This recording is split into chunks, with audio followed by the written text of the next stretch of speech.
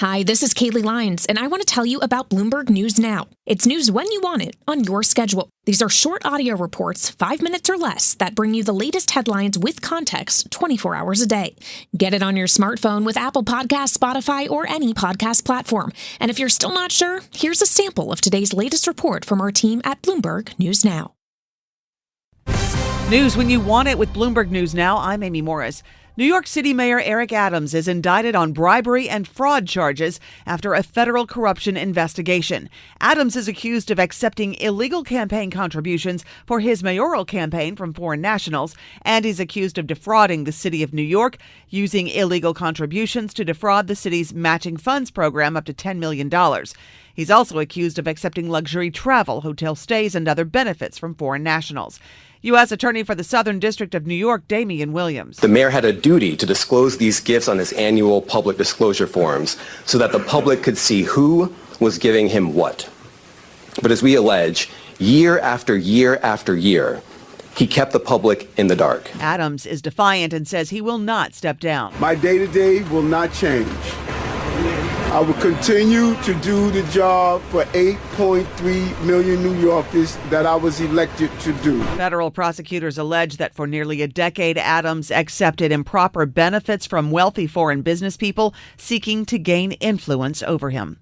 Hurricane Helene is now a Category 2 storm, but could grow into a powerful Category 3 or even a 4 by the time it makes landfall around Florida's Big Bend. Rescue teams from across the country are staging in the region to be ready to go when they're needed. This task force member is from Pennsylvania. There could be a swiftwater rescue environment due to flash flooding and urban flooding. There could be other rescue environments just from accumulated water where we got to put boats in to rescue people. Helene is gaining power as it barrels toward Florida, where it is expected to make landfall tonight or early tomorrow morning. Weather and hurricane specialists say this storm is going to cause catastrophic flooding across several states from extremely heavy rain. There will be no ceasefire. That from Israel's foreign minister after the U.S. and France proposed a 3-week pause in fighting with Hezbollah.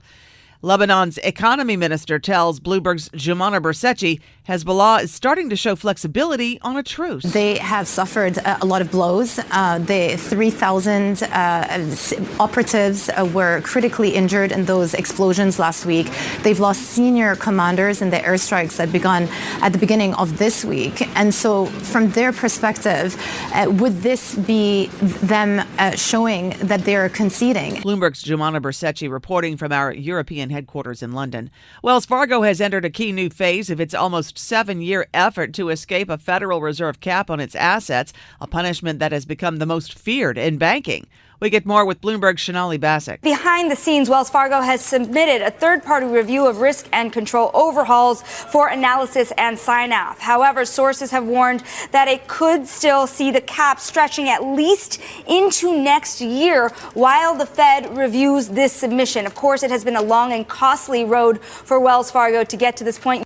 Bloomberg's Sonali Basak. The cap limits the bank to its size at the end of 2017, about $1.95 trillion in assets, curbing the company's potential to boost profits. Wells Fargo shares are now 4.3% higher.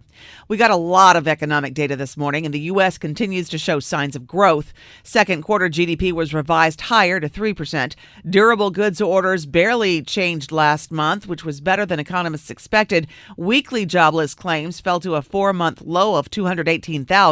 We get perspective with Bloomberg's Jonathan Farrow. So at a time when we're really worried about the next step in this economy and the evolution of the American economy being layoffs, people getting fired and claims rising, we just don't see it in the data right now. We do not see it at all. Bloomberg's John Farrow, and we check the markets for you all day long here at Bloomberg. The S&P 500 up 0.25%, NASDAQ up 0.3%, the Dow up 0.5%, and the Russell 2000 up 0.8%. The 10-year yield at 3.8%, the 2-year Treasury yield at 3.6%. Boston Fed President Susan Collins and Fed Governor Adriana Kugler participated in a fireside chat focusing on the intersections between bank supervision and financial inclusion.